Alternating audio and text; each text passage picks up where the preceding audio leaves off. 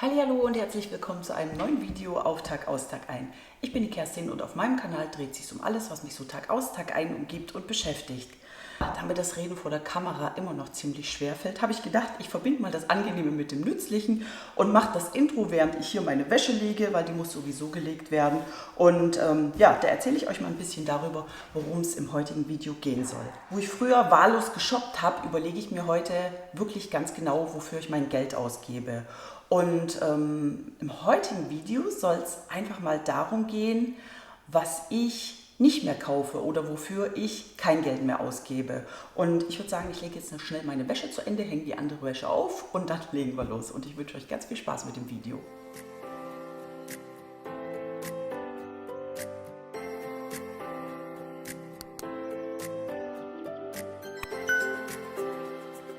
So, die Wäsche ist aufgehangen, gefrühstückt habe ich, mit meiner Tochter telefoniert habe ich, noch einen Kaffee habe ich mir reingezogen und jetzt bin ich bereit. Ich habe mir hier auf meinem Tablet mal alles notiert, was ich sagen will, weil ich bin ja alt und vergesslich. Und nee, ich habe hier ganz viel gesammelt und deshalb würde ich sagen, fangen wir an mit Punkt 1, wofür ich kein Geld mehr ausgebe. Und zwar sind das Putzmittel aus dem Drogeriemarkt. Ich habe aus dem alten Haus mir noch mitgenommen einen Froschreiniger Lavendel, den bin ich noch am Verbrauchen, und ein Spray für den Grill hat mein Mann noch mitgenommen. Das haben wir mal von einer Freundin bekommen. Das ist ein italienisches Spray, damit geht der Grill ganz super sauber.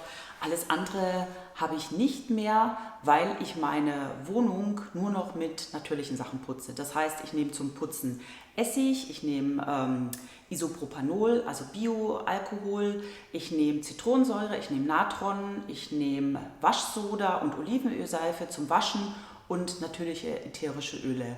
Damit wird alles sauber und ich bin voll zufrieden. Es ist nicht gesundheitsschädlich, nicht für mich, nicht für die Umwelt. Ich hatte früher mal einen Badreiniger aus dem Drogeriemarkt. Der hat jedes Mal, wenn ich damit die Badewanne eingesprüht habe, einen dermaßen Hustenreiz und Halsschmerzen bei mir verursacht, dass ich mir gesagt habe, hey, das kann ja weder für mich noch für die Umwelt gesund sein. Also habe ich alles eliminiert, dafür gebe ich kein Geld mehr aus. Der zweite Punkt, wofür ich kein Geld mehr ausgebe, ist Weichspüler. Ich habe vor vielen Jahren mal gehört und gelesen, ob das jetzt wahr ist, weiß ich nicht, aber ich fand es auf jeden Fall total eklig, dass im Weichspüler Schlachtabfälle drin sein sollen. Und das war so für mich eine Sache, wo ich gesagt habe, das ekelt mich total. Ich kann auch diesen Geruch von Weichspüler nicht mehr riechen. Ich habe früher massenweise Weichspüler in meine Wäsche reingekippt, weil die Wäsche auch immer muffig aus der Waschmaschine rausgekommen ist. Und es war so schlimm, dass ich dann irgendwann mal den Monteur habe kommen lassen und den gefragt habe, hey, was mache ich denn falsch? Ja, ich mache doch immer diese Waschmaschinenreinigung, wasche meine Wäsche, so wie es empfohlen wird, immer mit niedrigen Temperaturen. Und hat er gesagt, genau das ist nämlich das Problem. Durch das Waschmittel, durch das Pulverwaschmittel und durch die Wäsche und dadurch, dass man die mit so niedrigen Temperaturen wäscht, sammeln sich Bakterien an und die fangen irgendwann an zu stinken. Und diesen Geruch nimmt dann die Wäsche wieder an und das kriegt man einfach nicht mehr raus. Und der hat mir damals empfohlen, ich soll Kochwäsche waschen, also mindestens einmal die Woche, die in richtig hohe Temperaturen, dass sich diese ganzen Bakterien, Verkrustungen und alles, was sich da angesammelt hat, löst. Und ich muss sagen, seither habe ich überhaupt gar kein Problem mehr. Ich brauche nichts mehr, was den Geruch meiner Wäsche übertüncht. Und ich bin damit völlig zufrieden und ich kann auch diesen Weichspülergeruch einfach nicht mehr riechen. Ich kriege Kopfschmerzen. Wenn mir dann jemand so mit so einer Wolke Weichspüler entgegenkommt, dann denke ich mir immer so, bei denen müffelt die Wäsche vielleicht auch. Also ich gebe kein Geld mehr für Weichspüler aus. Drittens, Trocknertücher. Ja, ich habe noch einen Wäschetrockner und auch wenn jetzt viele vielleicht mit dem Finger auf mich zeigen und sagen, das ist nicht umweltfreundlich und nicht nachhaltig, der verbraucht so viel Strom. Ja, sagen wir doch mal ehrlich, Elektroautos laden verbraucht auch viel Strom und jeder fährt damit und keiner beschwert sich. Ich brauche den Trockner, gerade jetzt im Winter, wenn die Wäsche so schlecht trocknet draußen. Oder für mich ist es auch die einzigste Möglichkeit, diese ganzen kleinen fitzeligen Hundehaare, die der Max hier hinterlässt, aus unseren Klamotten rauszubekommen. Deshalb stehe ich dazu, ich bin ein großer Fan vom Wäschetrockner und ich nutze den gerne, gerade jetzt im Winter. Leider nur im Moment nicht, weil er kaputt ist. Aber ich nutze keine Trocknertücher. Anstelle dessen habe ich diese Schafwollbälle. Das sind so kleine Bälle, 4 oder 5 Stück habe ich davon, die mache ich mit in meine Trommel rein und wenn ich möchte, dass die Wäsche schön riecht, dann kann ich da auch noch ein paar Tropfen ätherisches Öl drauf machen, aber Trocknertücher kommen mir nicht ins Haus. Viertens, Raumdüfte. Ich brauche keine Raumdüfte. Ich habe nicht das Gefühl, dass es bei uns irgendwie komisch riecht oder dass ich irgendeinen Geruch übertünchen muss, egal ob das jetzt auf der Toilette ist oder in unseren Wohnräumen. Keine Ahnung, wozu man Raumdüfte braucht. Ich habe mittlerweile eher das Gefühl, dass ich Kopfweh kriege, gerade wenn ich mal irgendwo unterwegs bin und die haben die Toiletten so beduftet. Oh, ich finde das ganz furchtbar und ganz schlimm. Darum kaufe ich keine Raumdüfte aus dem Drogeriemarkt. Wenn ich tatsächlich möchte, dass hier schöne Düfte in der Luft rumfliegen, dann mache ich ein paar Tropfen ätherisches Öl in meinen Diffuser und schon habe ich einen natürlichen Raumduft, einen angenehmen Raumduft, nichts Chemisches und nichts, von dem ich irgendwie Kopfschmerzen bekomme.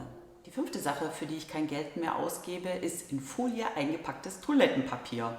Ja, Toilettenpapier war ja während der ganzen Corona-Zeit so ein Thema und ich muss sagen, dass wir da eigentlich nie Probleme hatten, weil ich schon vor einer ganzen Weile angefangen habe, unser Toilettenpapier über Smooth Panda zu bestellen. Da bekommt man so eine richtig große Packung, je nachdem, was man da bestellt, einfach in einem Karton und da sind die losen Rollen drin und die stapel ich alle in meinen Keller. Ich habe zum Glück den Platz, dass ich das alles da horten kann, beziehungsweise ich bestelle immer so Halbjahresvorräte und ja, ich habe mich früher immer geärgert über die ewig vielen Zellophantüten bei dem ganzen Toilettenpapier.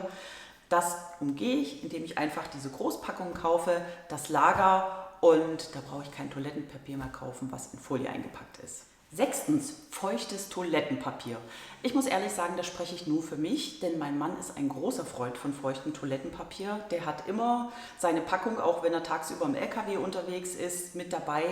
Ich nutze kein feuchtes Toilettenpapier mehr. Ich habe den Luxus, damals, wo wir die Wohnung hier gebaut haben, habe ich mir ein Bidet einbauen lassen, weil ich es einfach viel, viel angenehmer finde, wenn ich mich nach dem Toilettengang wasche mit Wasser und hinterher wasche ich mir ja die Hände mit Seife. Also ich finde das auch überhaupt nicht eklig. Ich glaube, da sind nur wir Europäer so komisch drauf. Also ich weiß, die Italiener machen das auch und in vielen anderen Ländern gehört das einfach zur Standardausstattung eines Badezimmers, dass da ein Bidet drin ist.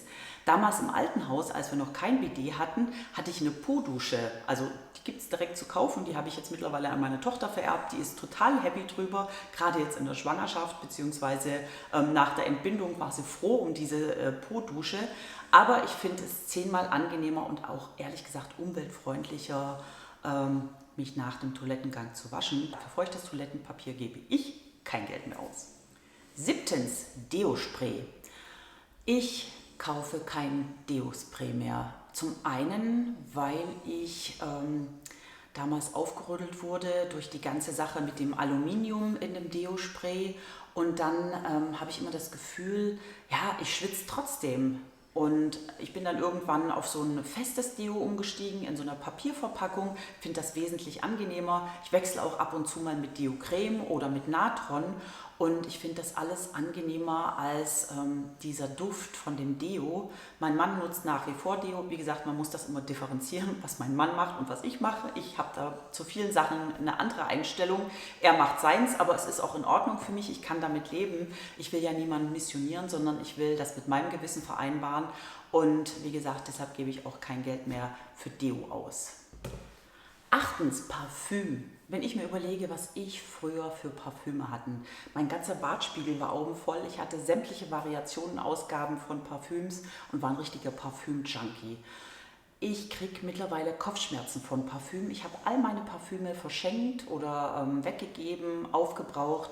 Ich nutze gar keine Parfüme mehr, weil ich finde, mein natürlicher Körpergeruch, und das heißt nicht, dass ich stinke, aber so wie ich eben rieche, das ist völlig in Ordnung. Ja? Ich kann gut damit leben. Ich wasche mich regelmäßig und von daher ist es auch hygienisch, aber ich brauche nichts mehr, um meinen natürlichen, sage ich mal, Duft zu übertünchen. Darum kaufe ich kein Parfüm mehr.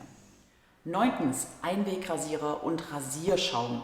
Ich bin schon vor langer, langer Zeit auf den guten alten Rasierhobel umgestiegen und bin heilfroh, dass ich das gemacht habe, weil diese Klingen, die man da braucht, die kosten einen Bruchteil von dem, was die Plastik-Rasierklingen kosten, die man immer so nachkaufen muss. Und wenn ich mich mit dem Rasierhobel rasiere, dann brauche ich auch keinen Rasierschaum, dann tut es eine ganz einfache Rasierseife, Kokosöl oder ich nehme einfach die Seife, die ich zum Abduschen von meinem Körper nutze und da brauche ich keine extra Sachen. Ich bekomme immer wieder Nachrichten, dass mir Leute schreiben, ja, die trauen sich nicht an den Rasierhobel ran, das wäre ja so gefährlich und dann haben sie sich Angst zu schneiden. Ich finde aber, das ist überhaupt nicht schwierig. Am Anfang muss man ein bisschen probieren, da gehört ein kleines bisschen Übung dazu. Aber wenn man das mal drin hat, dann braucht man auch keine Sorge haben, dass man sich schneidet. Aber vielleicht mache ich mal ein Video dazu, zu meinem Rasierhobel und wie man sich mit dem Rasierhobel rasiert. Wäre vielleicht eine gute Idee. Schreibt mal, ob euch das interessiert. 10. Bodylotion.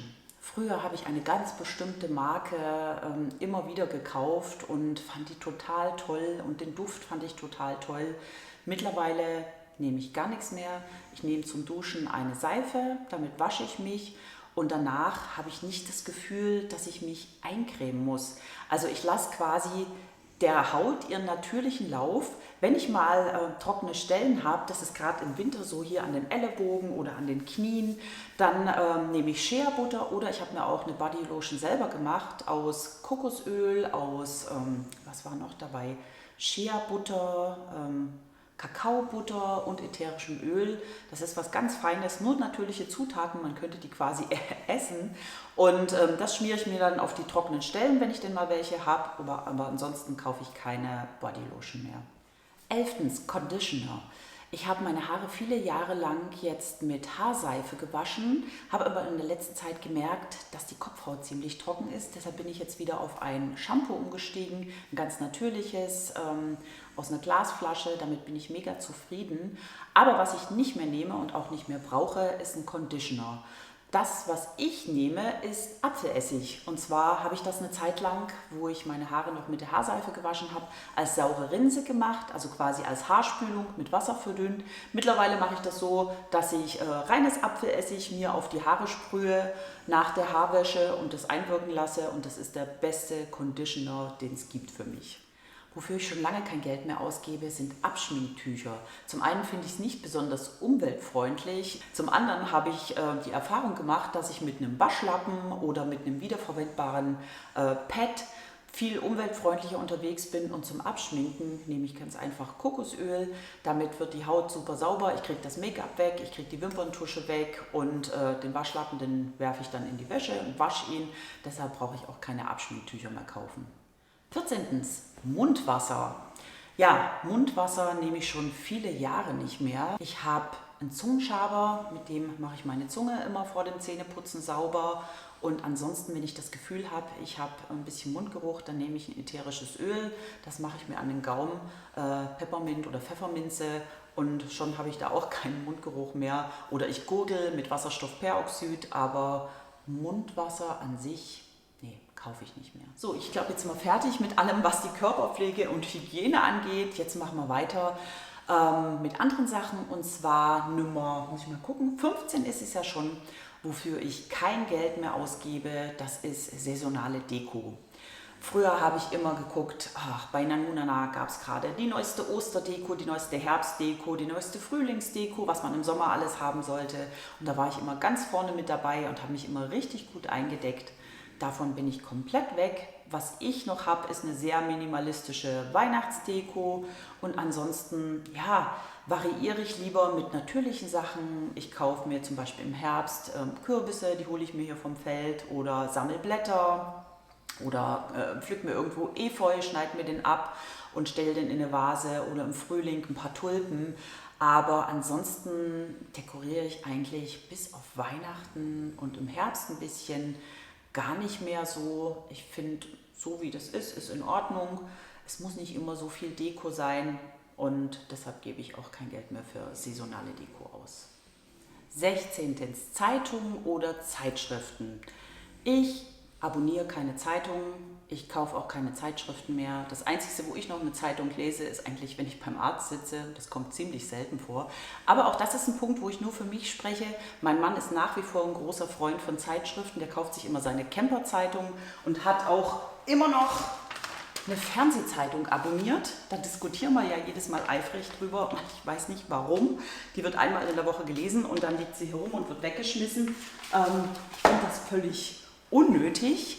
Und wenn ich Informationen suche oder irgendwas lesen will, dann gucke ich im Internet. Es gibt ja mittlerweile auch so Apps, wo man Zeitungen und Zeitschriften lesen kann. Das abonniert man und dann braucht man sie sich nicht mehr kaufen. Früher habe ich das mal gerne gemacht, da habe ich irgendwelche Wohnzeitschriften und dann habe ich Elternzeitschriften abonniert. Und was war letztendlich? Du hast es gelesen und dann weggeschmissen. Also von daher, ich gebe kein Geld mehr aus für Zeitungen und Zeitschriften. 17. Geschenkpapier. Ja, ich habe, glaube ich, noch 2 Rollen unten im Keller, aber die nutze ich so gut wie überhaupt nicht mehr, weil alles, was ich verschenke, wickel ich entweder in Geschirrtücher ein, in neue, oder in Furoshiki. Das sind so viereckige Tücher, das kommt aus Japan. Da kann man wunderbar die Geschenke einpacken. Oder ich selber habe so bunt gefärbte Stoffwindeln, die nehme ich gerade für unsere Weihnachtsgeschenke, wickel da alles ein und kann die dann immer wieder verwenden oder auch verschenken. Und deshalb kaufe ich kein Geschenkpapier mehr, weil ich das einfach schade finde, was zu kaufen, wo man was einwickelt, was man dann wieder zerfetzt und wegschmeißt. Es ist eigentlich Blödsinn, oder? 18. Kissen und Decken. Ich habe hier 1, 2, 3, 4 Sofakissen und wir haben, glaube ich, 1, 2, 3, 4 Decken, also quasi für jeden einen. Die haben alle einen Bezug, die Bezüge kann man waschen. Und ich brauche nicht für jede Saison ein neues Kissen.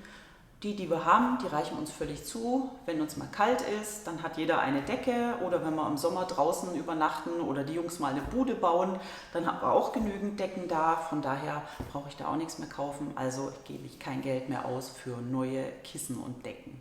So Max, du willst Streicheleinheit.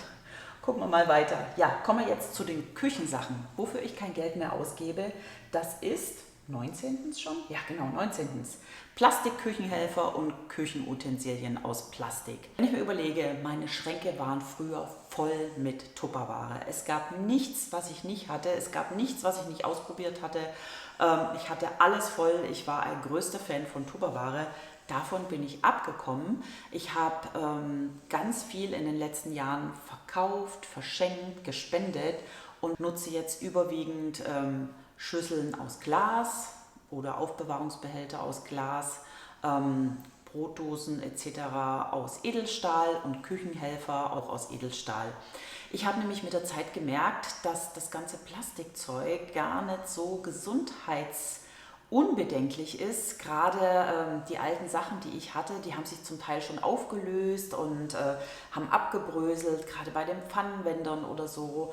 Und damals war das ja alles noch nicht so mit dem BPA und deshalb habe ich gedacht, so, nee, da bin ich lieber vorsichtig, gucke, dass ich das komplett umstelle und habe mir da auch nichts mehr ersetzt, habe mir da nichts mehr nachgekauft und bin jetzt zufrieden mit dem, was ich habe. Also ich kaufe keine Plastikutensilien mehr für die Küche.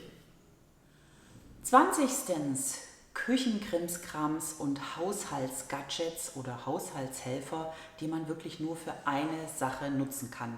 Zum Beispiel einen Apfelschäler oder so kleine Kugelausstecher, spezielle Keksformen, die man nur für eine Anwendung, für eine bestimmte Anwendung nutzen kann. Sowas kaufe ich einfach nicht mehr. Ich bin eher so ein Freund von Allrounder-Werkzeugen. Ich kann mit einem kleinen Küchenmesser so viel machen.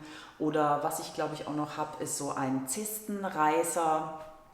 Den nutze ich aber überwiegend an Weihnachten. Aber sonst kaufe ich eigentlich keine so Küchenhelferlein mehr, die ich wirklich nur noch für einen Zweck nutze und die ansonsten meine Schubfächer verstopfen. Nee, davon bin ich komplett weggekommen. 20. Einweggeschirr, Plastikbecher, Papierservietten. Das sind 3 Sachen, für die ich überhaupt gar kein Geld mehr ausgebe.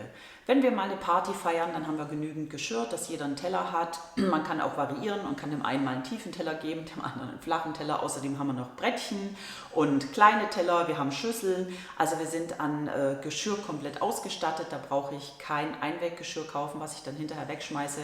Unser Geschirr wandert nach der Benutzung in die Geschirrspülmaschine und dann kann man es weiterverwenden. Genauso wie Plastikbecher. Wir haben genügend Gläser, wo die Leute daraus trinken können. Oder so Sachen wie Trinkhalme aus Plastik. Wir haben Edelstahl-Trinkhalme, wenn wir denn mal welche brauchen.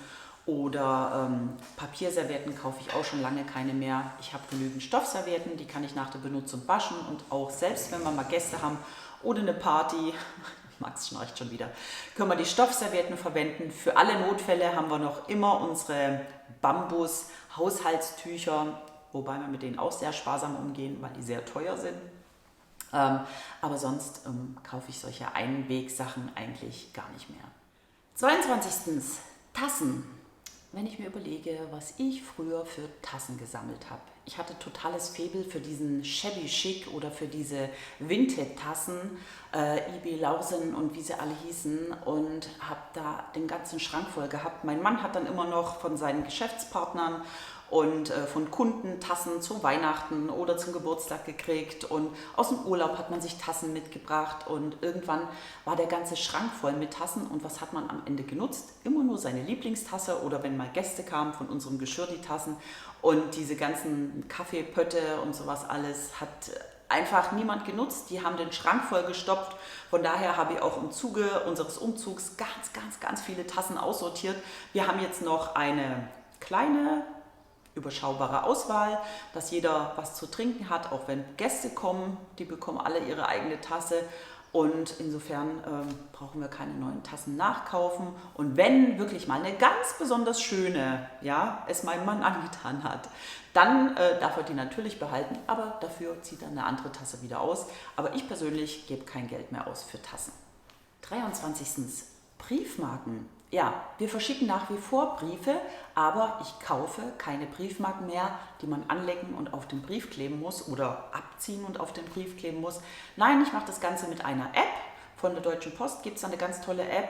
Da kann man einfach online einen Code kaufen, und zwar nennt der sich #Porto, und dann gibt es eine Zahlen-Buchstaben-Kombination, die schreibt man auf den Brief drauf, und da braucht man gar keine Briefmarken mehr kaufen, man braucht nicht mehr zur Post gehen oder in den Laden. Man kann das alles übers Handy machen, über die App, zahlt das per Visa, per PayPal oder wie auch immer, und kann so seine Briefmarken direkt auf den Brief draufschreiben und braucht keine Marken, wie man sie üblicherweise kennt, kaufen.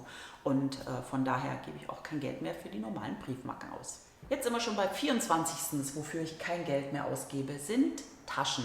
Ich habe mir eine richtig gute Ledertasche gekauft bei Etsy, die habe ich extra anfertigen lassen, und ich habe dann noch so eine kleine Tasche für, wenn man mal ausgeht oder nicht so viel mitschleppen möchte. Ansonsten habe ich noch einen Krankenrucksack, den nehme ich immer zum Sport oder wenn wir in Urlaub gehen, aber das war es im Prinzip an Taschen. Ich habe keine weiteren Taschen mehr und ich kaufe auch keine Taschen mehr. Ich bin mit den Taschen zufrieden. Das sind Allrounder aus braunem Leder, die kann ich zu jeder Gelegenheit mitnehmen, und von daher gebe ich auch kein Geld mehr für Taschen aus. 25. Modeschmuck und Klunkern. Ich habe es früher geliebt, in so kleinen Modeschmuckläden zu stöbern und zu gucken und auch immer mal was zu kaufen. Davon bin ich komplett abgekommen. Ich trage gerne Schmuck. Ich bin aber eher ein Fan von hochwertigem Schmuck. Wenn ich mir mal ein Stück kaufe, dann gucke ich, dass das zeitlos, schlicht ist und dass das zu mir passt und auch, dass es qualitativ hochwertig ist. Und darum gebe ich auch kein Geld mehr aus für irgendwelche Klunkern und für Modeschmuck. Brauche ich nicht mehr. 26. Bügel-BHs. Ja, jetzt werden wahrscheinlich einige lachen, aber ich gebe tatsächlich kein Geld mehr aus für Bügel-BHs. Ich bin seit vielen Jahren ein großer Fan von Bustiers mit Cups. Die sind bequem zum Tragen, die drücken nicht, die kneifen nicht, die Bügel bleiben nirgendwo hängen und ich habe auch keinen nervigen Verschluss hinten. Ich bin komplett davon abgekommen. Ich habe auch irgendwann mal gelesen, dass das gar nicht so gesund sein soll, diese Bügel in den BHs. Außerdem ist mir das schon ab und zu mal passiert, dass sich so ein Bügel in der Waschmaschine verabschiedet hat. Ich weiß, man sollte in solche Taschen reinmachen, habe ich wohl mal vergessen. Und von daher, ich kaufe keine Bügel-BHs mehr. Bustiers sind meins, von Sloggy bin ich total zufrieden. Jetzt sind wir schon beim Punkt 27. Ist doch ganz schön viel zusammengekommen, das hätte ich gar nicht gedacht. Also, ich gebe kein Geld auf für Impulskäufe, nur weil die Sachen im Angebot sind. Also, wenn ich mir überhaupt was kaufe, gerade zum Beispiel Klamotten, dann überlege ich, brauche ich das wirklich? Zu welchen Anlässen kann ich das anziehen? Habe ich nicht vielleicht schon etwas, was ähnlich aussieht? Kann ich es gebraucht kaufen? Und wenn aber wirklich ich da immer wieder rumschleiche und ich merke, ja, das ist das Teil, was mir gefällt, was mir zusagt, was ich auch brauche und wo ich vielleicht happy bin damit, was ich mir schon lange gewünscht habe oder mir das Geld dafür zusammengespart habe, dann kaufe ich das. Aber mittlerweile bin ich gegen solche Impulskäufe gefeit und mache auch absichtlich einen Bogen um Winterschlussverkauf, Sommerschlussverkauf oder irgendwelche anderen Verkaufs-Sales, Angebote, weil ich das einfach nicht mehr möchte. 28. Reisesouvenirs. Wir sind ja viel mit unserem Wohnmobil unterwegs und kommen auch durch verschiedene Länder und es gibt immer wieder ganz tolle Sachen, Nippes, Deko, irgendwas, was man sich aus den Urlaubsländern mitbringen kann. Ich bin eigentlich davon abgekommen, außer ich habe mir in Dänemark was Tolles gekauft. Da bin ich aber auch ein Jahr rumgeschlichen, das waren so kleine Häuschen, solche Lichterhäuschen. Das war jetzt zum Beispiel so eine Sache, was kein Impulskauf war, sondern wo ich wirklich ein Jahr überlegt habe, ob die mir Freude machen, ob ich die wirklich haben will. Und ich bin immer wieder um diesen Laden geschlichen. Ich habe immer wieder online geguckt, wo es die gibt. Und nach einem Jahr habe ich sie mir dann gekauft, als wir wieder in Dänemark waren. Aber ansonsten gebe ich kein Geld mehr aus für irgendwelche Taschen mit Städtenamen, Tassen, Mauspads, Kugelschreiber, was weiß ich was. Meine Männer sind da noch nicht so weit, aber ich gebe lieber das Geld aus für Kulinarisches. Ich kaufe mir gerne Nudeln in Italien oder Olivenöl, leckeren Käse in Frankreich oder Kekse oder Lakritz, also jetzt Lakritz nicht, aber so Gummibärchen in Dänemark. Sachen, die man verspeisen kann, die hier nicht irgendwie wieder welche Regale vollstopfen und die dann irgendwann verschwunden sind, außer vielleicht auf den Hüften. Aber so billige Reisemitbringsel, nee, da gebe ich kein Geld mehr für aus. 29. Romane und Bücher, die man nur einmal liest. Ja, dafür gebe ich kein Geld mehr aus.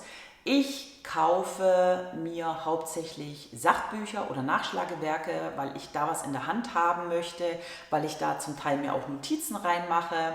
Aber für gerade so Sachen wie Urlaubslektüre, Romane gebe ich kein Geld mehr aus. Wenn ich sowas brauche, dann gehe ich entweder in die Bücherei und leihe mir das da aus, tausche mit Freundinnen, gucke hier bei uns in der Büchertelefonzelle, wo man Bücher hinbringen und auch wieder mitnehmen kann.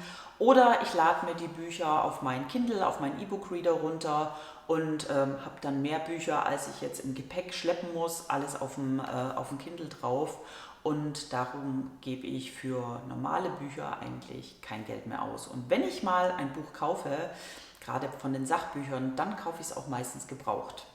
So, jetzt sind wir beim 30. Punkt und beim letzten Punkt ist doch ganz schön was zusammengekommen. Also, ich gebe kein Geld für billiges Zeug aus. Ich habe immer noch diesen Spruch im Hinterkopf, wer billig kauft, kauft zweimal.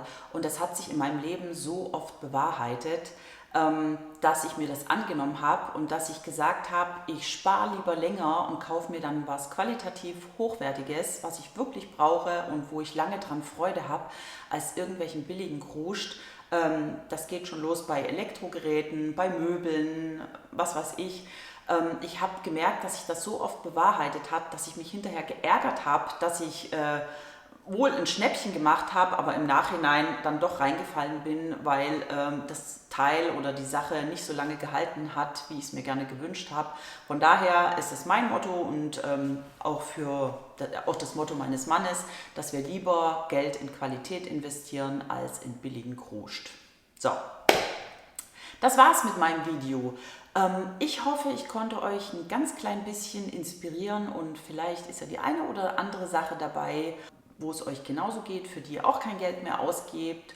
Und ich sage jetzt mal danke fürs Zuschauen. Wenn euch mein kleines Video gefallen hat, dann würde ich mich freuen, wenn ihr mir ein Däumchen nach oben gebt. Wollt ihr mehr Videos sehen, dann abonniert doch gerne meinen Kanal. Ich würde mich freuen. Und jetzt sage ich mal danke fürs Zuschauen und ich hoffe, wir sehen uns im nächsten Video. Bleibt gesund, bis bald. Ciao, ciao.